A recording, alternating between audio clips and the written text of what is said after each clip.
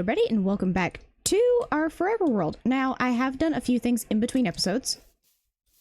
I have discovered with the version of the game I am on, my villager setup here is not going to be the only one. Why?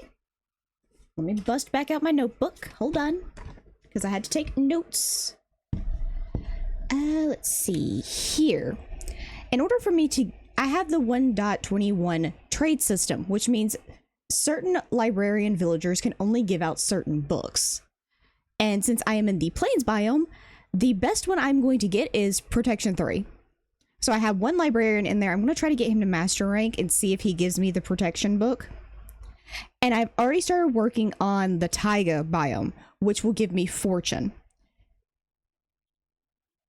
Which will also give me flame, fire aspect, and blast protection. But I'm also going to have to find a jungle biome, a swamp biome, desert, all of the biomes. I have to find at least one and get either I have to move villagers out there or I have to find a village in that area. With the jungle and the swamp, I actually have them put over to the side because those are the only two biomes where villages don't naturally spawn. The rest of these villages will naturally spawn in them. I just have to find them. Thank you, game, for feeling bad for me. But this just gives me more of a reason to explore and do more stuff. Like, I already have a taiga village all the way back there. I literally just have house there, village here, village back that way. I'm already set up with these three areas. And I already have like basically a full setup going in the taiga village. I just don't have like a house. I have like basically what I had going here, where I have just a building that I've taken over and then all the villagers shoved in a building together. That's what I have going on over there. I've also discovered that taiga is the only place you can get full diamond gear from an armorer, but the way it works now is a little bit weird. You have to trade diamond gear for other diamond gear. It's weird.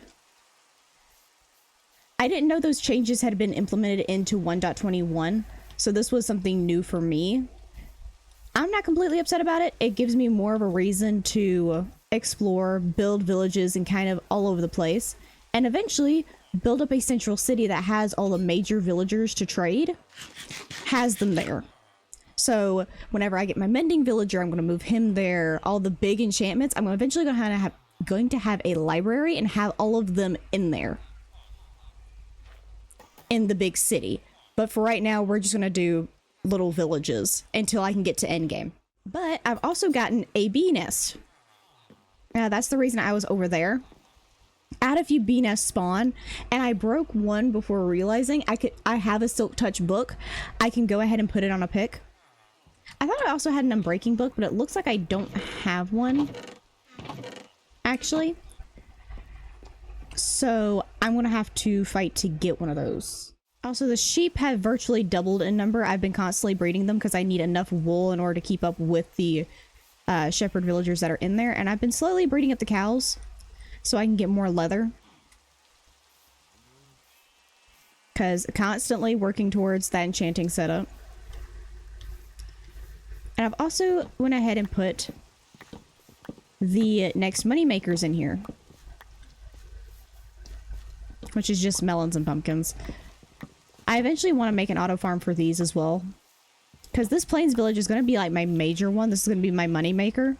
And all the other villages I'm going to make purely aesthetic. Also, this bee nest has 2 bees in it, which means whenever I trap them in a room, I'm going to be able to keep breeding up the bees and making more of them. It's just going to take me some time to get there. I think I'm going to start that in one of the buildings that are going to be up here, because I think I wanted to put like a small greenhouse in one of these so I can use that to start breeding up the bees, just so I can start having some more, because I'm going to need honeycomb, because I plan on using copper in a few of my builds, and you need honeycomb in order to wax it so it doesn't become like old. Okay, the mass of trees over there has finally been cleared. Now, I didn't just clear this because I wanted a smooth sightline. I also cleared this because I actually needed the wood from that in order to start working on the next few houses. You need another bee. Hey! We have another bee.